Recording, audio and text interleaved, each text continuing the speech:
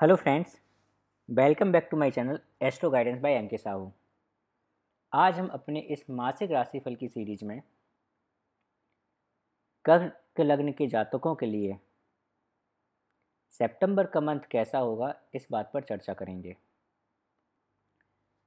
सितंबर का महीना उनके लिए क्या क्या सौगातें लेके आ रहा है, ऐसे कौन से एरियाज हैं जहां पर उनको सावधानी बरतने की ज़रूरत है, उनके लिए सितंबर का महीना कुछ परेशानियां खड़ा कर सकता है, हम ये भी देखेंगे।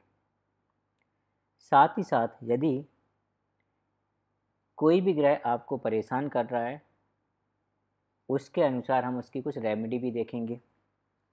अतः मेरा यह कहना होगा आपसे कि आप वीडियो को स्किप करके मत देखिए, अदरवाइज़ जो रेमेडी है, जो उपाय हैं, वो आप मिस कर सकते हैं। अब क्योंकि मेरे पास आपकी कुंडली तो है नहीं, इसलिए ये जो प्रिडिक्शन मैं दूंगा, जो आपके बारे में बताऊंगा, वो ग्रहों के ट्रांजिट के अकॉर्डिंग बताऊंगा, जिसको हम ग्रहों का गोचर भी कहते हैं। तो इन गोचर के अनुसार सितंबर का महीना आपके लिए कैसा रहने वाला है, हम इस पर चर्चा करेंगे। यदि आपको कोई पर्टिकुलर प्रॉब्लम हो, कुछ समस्या हो जिसका आप समाधान चाहते हैं, तो वो इस वीडियो में कवर नहीं होगा। उसके लिए आपको कंसल्ट करना पड़ेगा मुझसे। कंसल्टेंसी की सारी डिटेल्स इसी वीडियो में और चैनल के डिस्क्रिप्शन में हैं, आप मुझे डायरेक्ट कनेक्ट कर सकते हैं। तो इस वीडियो में बताए जाने वाली जितनी भी चीज़ें हैं वो काफ़ी जेनरिक होंगी, और उसके बेसिस पे अपनी किसी पर्टिकुलर समस्या का समाधान का उपाय अपने आप से मत करें बिना किसी परामर्श के। आप किसी भी अच्छे ज्योतिषी से परामर्श करने के बाद ही कोई उपाय करें। इसके साथ साथ मैं आपको ये भी बताना चाहूँगा कि यहाँ पर जो मैं प्रिडिक्शन बताने जा रहा हूँ सितंबर महीने के लिए, वो लग्न के अनुसार बताने जा रहा हूँ। तो ये जो प्रिडिक्शन है वो कर्क लग्न के जातकों के लिए है। इसी के साथ साथ हम आज का ये वीडियो स्टार्ट करते हैं। सबसे पहले हम ये जानते हैं कि सितंबर के महीने में कौन कौन सी ऐसी तारीखें हैं, ऐसी तिथियां हैं जहां पर ग्रह अपने राशि परिवर्तन करने वाले हैं। ये जो राशि परिवर्तन होता है, या हम बोलें ग्रहों का जो गोचर होता है, वो ज्योतिष में बहुत महत्वपूर्ण होता है। और जब ग्रह एक राशि से दूसरी राशि में प्रवेश करते हैं और वहाँ पर कुछ टाइम के लिए रहते हैं, तो उसके अनुसार जातकों के जीवन में काफ़ी ज़्यादा प्रभाव डालते हैं ये जो गोचर होते हैं, और इसके अनुसार ही उसके जीवन को प्रभावित भी करते हैं। तो सबसे पहले हम देखेंगे कि ग्रहों के राजा जो सूर्य हैं, वो 16 सितंबर को शाम को 7:42 पर अपनी स्वयं की राशि सिंह से निकलकर कन्या राशि में प्रवेश करेंगे। बुध जो है वो स्टार्टिंग के 4 दिन तो कर्क राशि में रहेंगे, लेकिन 4 सितंबर को सुबह 11:24 पर वो कर्क राशि से निकलकर सिंह राशि में प्रवेश करेंगे, और पुनः 23 सितंबर को वो सिंह राशि से निकलकर अपनी स्वयं की राशि कन्या राशि में प्रवेश करेंगे। यहीं अगर हम बात करें शुक्रदेव की, तो शुक्रदेव जो हैं वो 18 सितंबर को दोपहर 1:37 पर कन्या राशि से निकलकर अपनी स्वयं की राशि तुला राशि में प्रवेश करेंगे। और यदि हम शनि की बात करें, तो शनि इस पूरे महीने में वक्री है, जिसके कारण वो जिस घर में बैठा हुआ है उसके एक घर पुराने रिजल्ट भी देगा। अब हम देखते हैं कि ये जो गोचर हो रहा है, राशि परिवर्तन हो रहा है, उससे आपके जीवन में क्या प्रभाव पड़ सकता है। तो शुरुआती दिनों में चंद्रमा जो है अपनी स्वयं की राशि में लग्न में बैठा हुआ है, और चंद्रमा ही आपके लग्न के स्वामी हैं। तो लग्न के स्वामी अपने स्वयं के घर में बैठे हुए हैं, और उन पर किसी भी अशुभ ग्रह की कोई दृष्टि नहीं है। अतः ये समय आपके लिए बहुत अच्छा जाने वाला है। शुरुआत के 1-2 दिन जहाँ पर आप अपने आप को बहुत ही ज़्यादा संतुष्ट फील करेंगे, हेल्थ वाइज भी अपने आप को बहुत तंदुरुस्त फील करेंगे। आप काफ़ी सेटिस्फाई रहेंगे चीज़ों को लेकर और आपको कोई भी दुख नहीं होगा। आपको मन में अंदर से बहुत शांति होगी। लेकिन ये सब चीज़ें कब होंगी? जब चंद्रमा की स्थिति आपकी मेन कुंडली में अच्छी हो। यदि चंद्रमा की स्थिति अच्छी नहीं होगी तो इन शुभ फलों में थोड़ा सा कमी आ सकती है। लेकिन क्योंकि चंद्रमा आपके लग्न हैं, लग्नेश हैं, इसलिए चंद्रमा हमेशा आपके लिए शुभ ही रहेंगे। अब यदि हम बात करें, बुध जो है वो भी शुरुआत के 4 दिनों में आपके लग्न में ही बैठे हैं, चंद्रमा के साथ बैठे हैं और अपनी शत्रु राशि में शत्रु ग्रह के साथ बैठे हैं। इस तरह से बुध जो हैं वो थोड़ा सा असहज फील करेंगे, जिसके कारण मैं आपको ये बोलूँगा कि इन 4 दिनों में जो भी कम्युनिकेशन करें वो थोड़ा सा सोच समझ कर करें, क्योंकि उससे आपको कुछ हानि हो सकती है। इसके साथ ही साथ आप ये देखिए कि बुध जो है वो 12th हाउस और 3rd हाउस की लॉर्डशिप लिए हुए हैं। 12th हाउस आपके हानि का घर होता है और हानि का घर आपके 1st हाउस मतलब आपके स्वयं के घर में बैठ गया है। अतः आपके स्वास्थ्य को लेके भी थोड़ा सा आपको सावधानी बरतनी पड़ेगी। जैसे कि मैंने बोला कि कम्युनिकेशन और डॉक्यूमेंटेशन में भी थोड़ा सा ध्यान रखें, क्योंकि ये तृतीयेश भी है और द्वादशेश भी है और दोनों ही ग्रह, दोनों ही सूरत में ये थोड़े से अशुभ माने जाते हैं। तीसरे घर का लॉर्ड और 12वें घर का लॉर्ड हमेशा अशुभ माना जाता है। इसलिए थोड़ा सा अपने स्वास्थ्य पर ध्यान रखें, खर्चों पर थोड़ा ध्यान रखें कि आप कहाँ खर्च कर रहे हैं। ये पॉसिबिलिटी भी हो सकती है कि आप अपने स्वयं के स्वास्थ्य पर थोड़ा सा पैसा खर्चें। स्वयं के स्वास्थ्य में वो किसी भी तरह से हो सकता है, जैसे कि आप अगर जिम की मेंबरशिप लिए हुए हैं तो आप हो सकता है जिम में पैसा करें खर्च। आप मेडिटेशन करते हैं, आप योगा करते हैं तो हो सकता है आप उस डायरेक्शन में खर्च करें। और ये भी पॉसिबिलिटी हो सकती है कि आपकी तबीयत थोड़ी सी ख़राब रहे और आप उसके ट्रीटमेंट में अपना पैसा खर्च करें। साथ ही साथ डॉक्यूमेंटेशन, ईमेल और अपने कम्युनिकेशन पर विशेष ध्यान दें, वहाँ पर कोई लापरवाही ना बरतें। अब यदि आपके 2nd हाउस की बात करें, जो कि आपका वेल्थ का घर है, आपके धन का, आपके परिवार का घर है, तो सूर्य भगवान जो हैं वो स्वयं अपनी खुद की राशि में यहाँ पर बैठे हुए हैं। अतः मैं ये कहूँगा कि आप अपने घर में थोड़ा सा अथॉरिटेटिव होने की कोशिश करेंगे, जिस वजह से ये भी हो सकता है कि थोड़ा सा मतभेद आपके परिवार में हो जाए।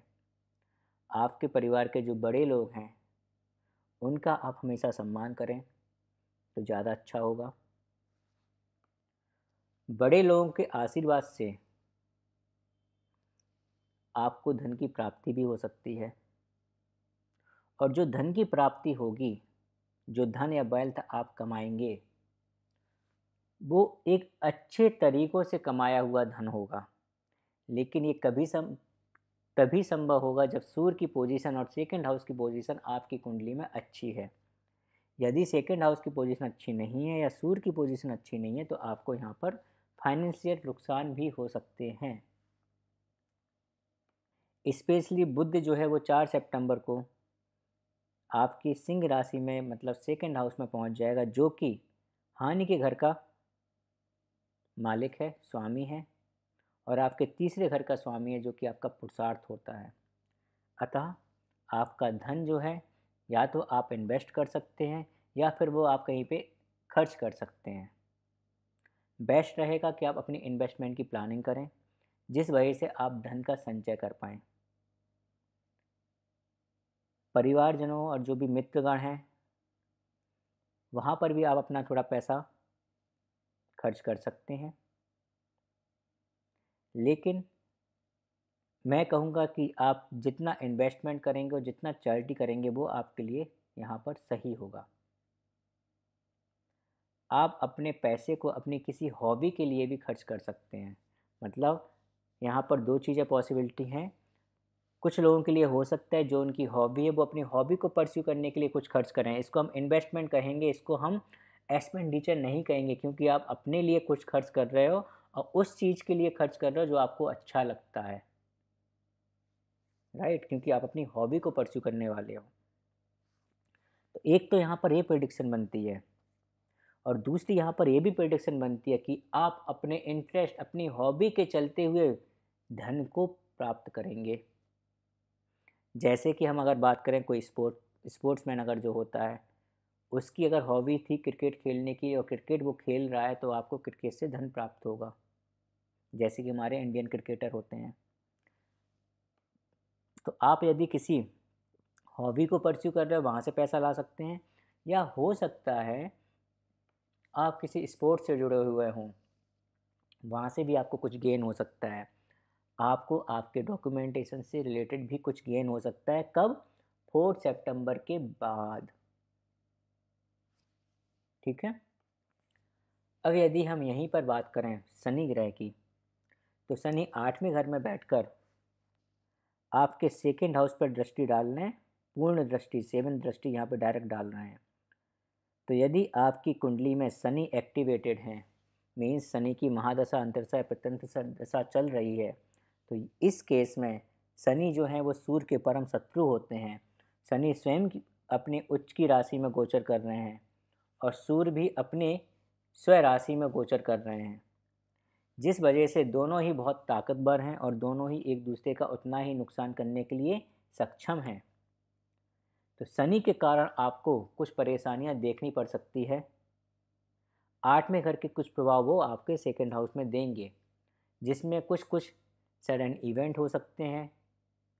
आपके परिवार में हो सकता है किसी की हेल्थ के चलते आपको कुछ पैसा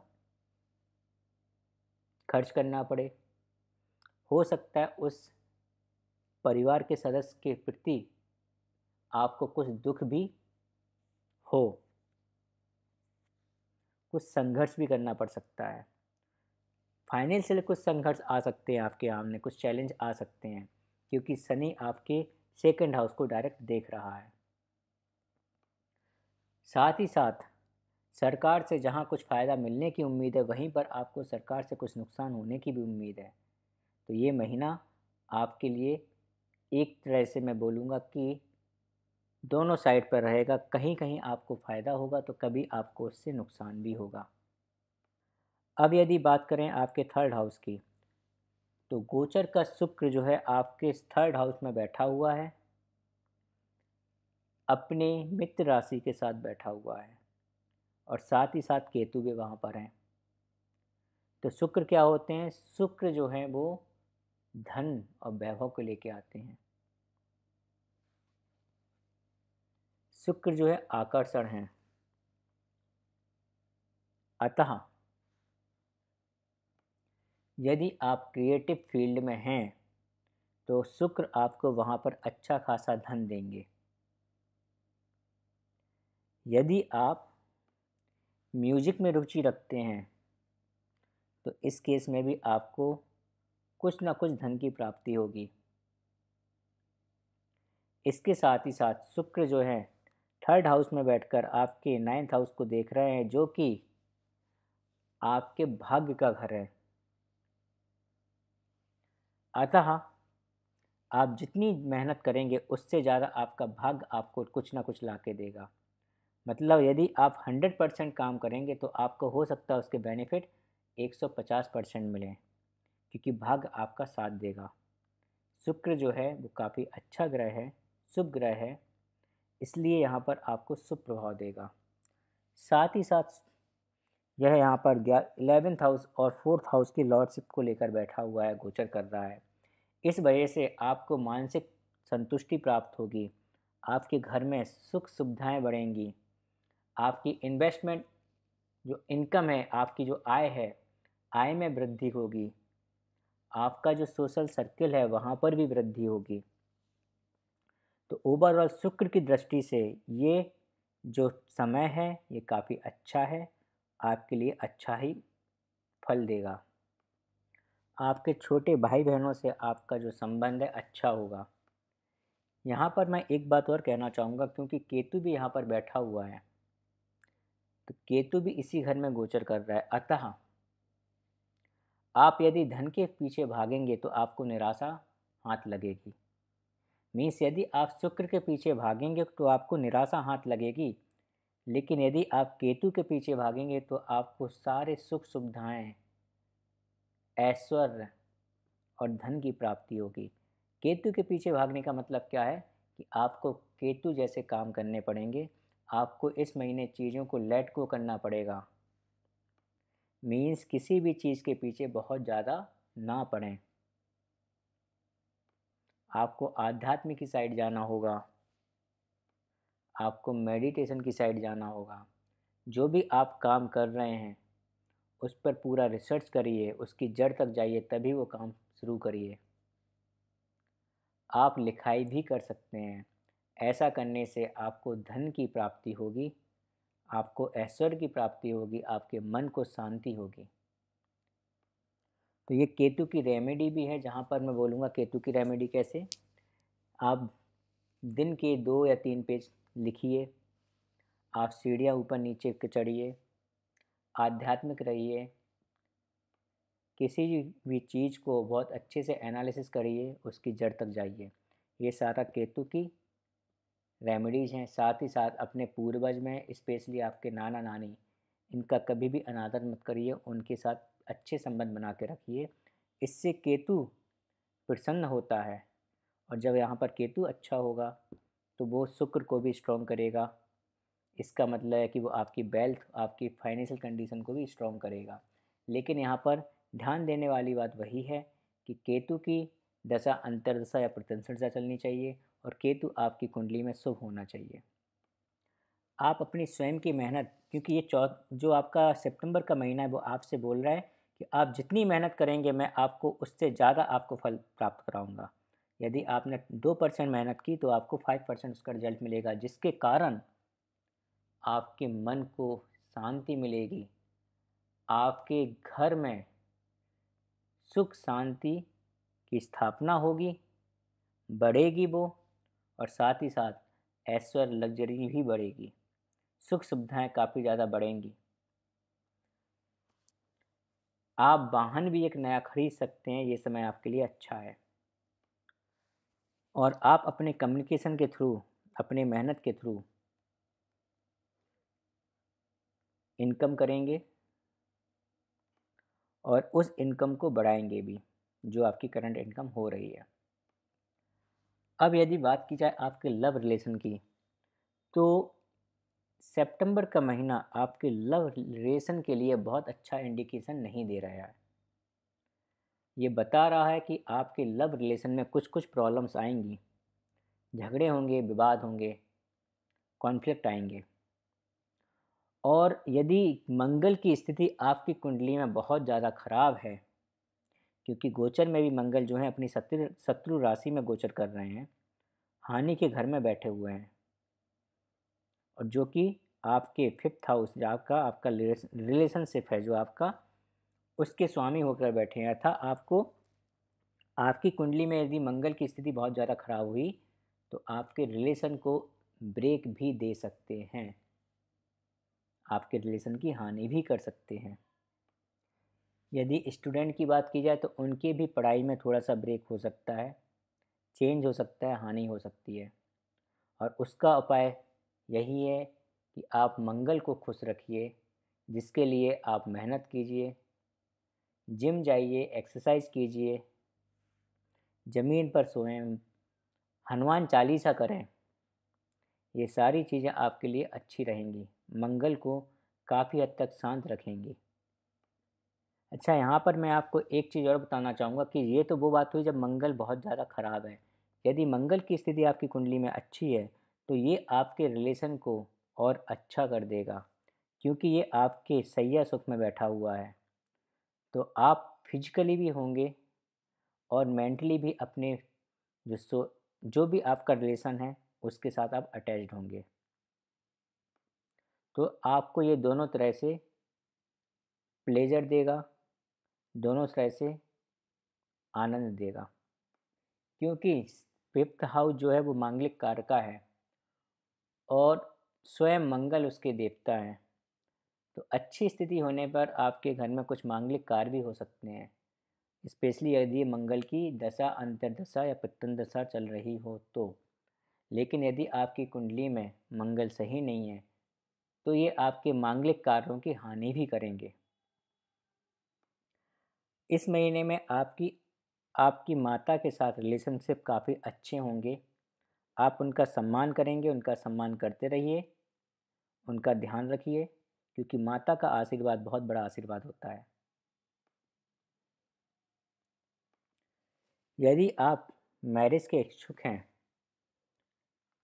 तो आपकी मैरिज हो सकता है इस टाइम पर हो जाए, यदि शनि की अंतर्दशा या महादशा चल रही हो तो। क्योंकि शनि जो है वो आपके 8वें घर में बैठे हैं, जो ट्रांसफॉर्मेशन का है, दूसरों के पैसों का है, साथ ही साथ सडन इवेंट का है। तो यदि आपकी शादी फिक्स होगी तो वो काफ़ी सडन होगी, अचानक से होगी।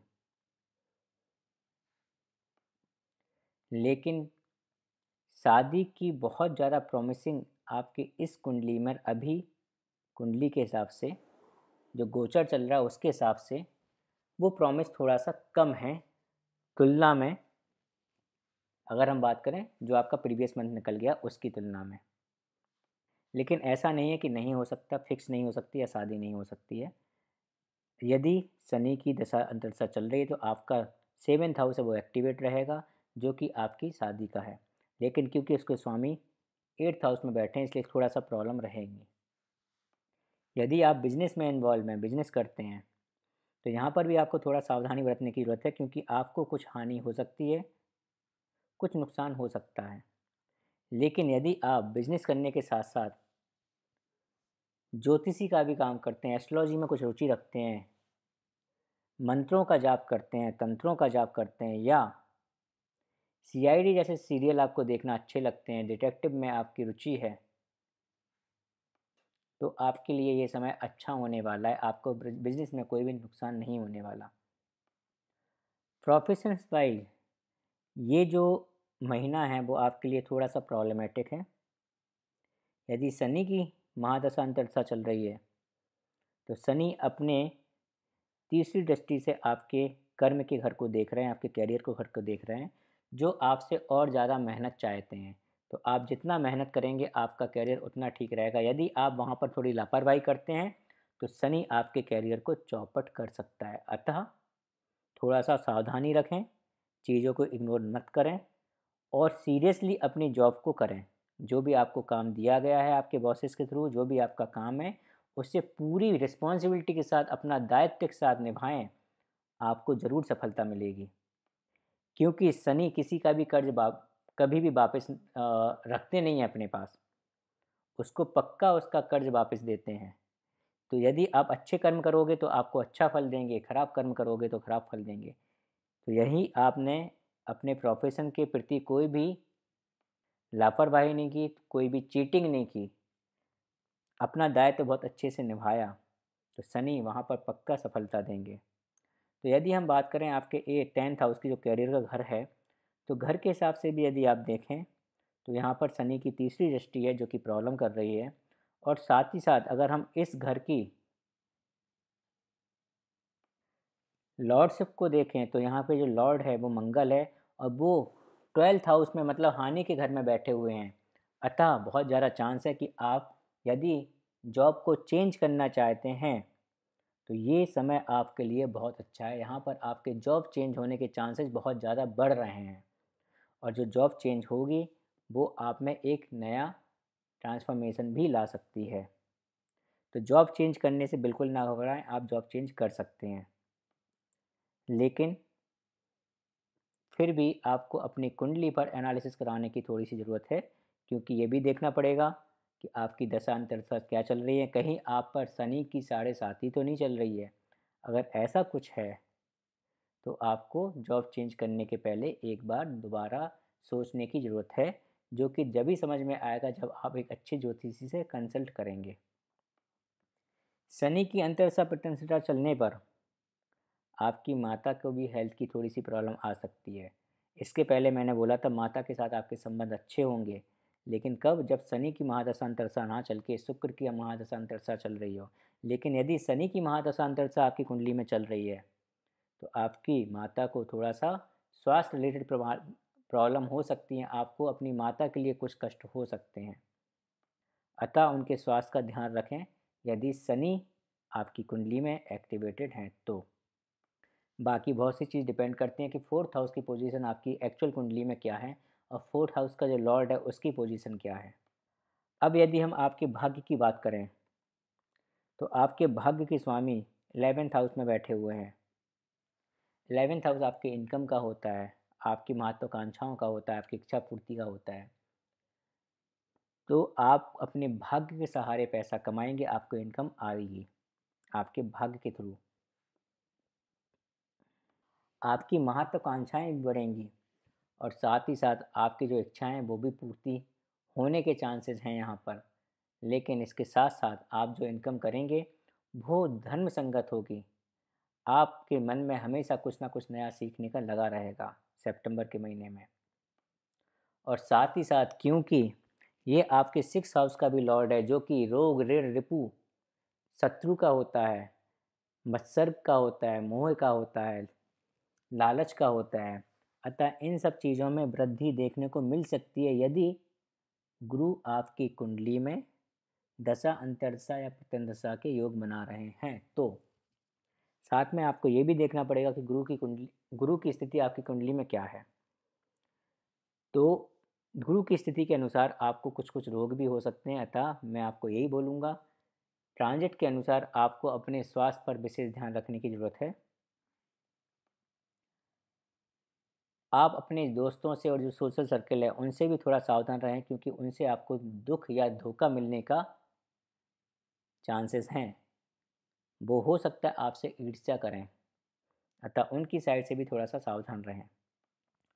अब यदि हम यहीं पे बात करें गुरु की 5वीं, 7वीं और 9वीं दृष्टि पर, तो गुरु अपनी 5वीं दृष्टि आपके तीसरे हाउस पर डाल रहे हैं, जो कि आपके कम्युनिकेशन का है और साथ में साथ गुरु जो है वो अपने 11वें हाउस में बैठे हैं या गोचर कर रहे हैं वहाँ पे। 11वां हाउस क्या है? एक बड़े सर्किल का है, सोशल सर्किल का है। अतः आपको अपने सोशल सर्किल से लाभ हो सकता है। साथ ही साथ अगर हम आप उनकी 7वीं दृष्टि की बात करें तो वो आपके 5th हाउस पर है, जो कि मांगलिक कार्यों का है। तो मंगल जहाँ पर मांगलिक कार्य को रोक रहे हैं, वहीं पे गुरु आपके घर में मांगलिक कार्य को करने के लिए प्रेरित हो रहे हैं। आप अगर गुरु की दशा अंतर्दशा चल रही है तो आपकी संतान की भी प्राप्ति आपको हो सकती है, उच्च शिक्षा भी आप कर सकते हैं। जहाँ एक तरफ मंगल इन चीज़ों को रोक रहे हैं, वहीं पे गुरु इन चीज़ों को बढ़ावा दे रहे हैं। तो अब आपकी कुंडली में मंगल और गुरु की स्थिति क्या है, किसकी महादशा अंतर्दशा चल रही है, कौन कितना स्ट्रांग है, इस पे काफ़ी कुछ डिपेंड करेगा आपके 5th हाउस के रिजल्ट। जो भी रिजल्ट आपको मिलेंगे वो इन चीज़ों को देखकर मिलेंगे। सिमिलरली अगर हम बात करें आपके 7th हाउस का, तो गुरु जो है अपनी 9वीं दृष्टि आपके 7th हाउस पे डाल रहे हैं, मतलब आपके बिजनेस पर डाल रहे हैं, आपके बिजनेस पार्टनर और लाइफ पार्टनर पर डाल रहे हैं, आपके मैरिज के घर पर डाल रहे हैं। तो यदि गुरु की स्थिति आपकी कुंडली में अच्छी है तो ये सारी चीज़ें काफ़ी अच्छी होंगी। लेकिन वहीं पर शनि क्या बोल रहे हैं? शनि वहाँ पर आपको इन चीज़ों के प्रति सावधान रहने के लिए बोल रहे हैं।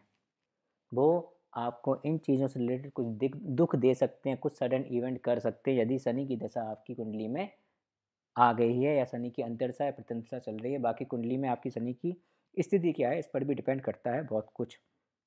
तो इस तरह से मैंने आपको बताया कि गुरु और शनि की स्थिति आपकी कुंडली में क्या है, इसके बेसिस पे आपको 7th हाउस के रिजल्ट मिल सकते हैं।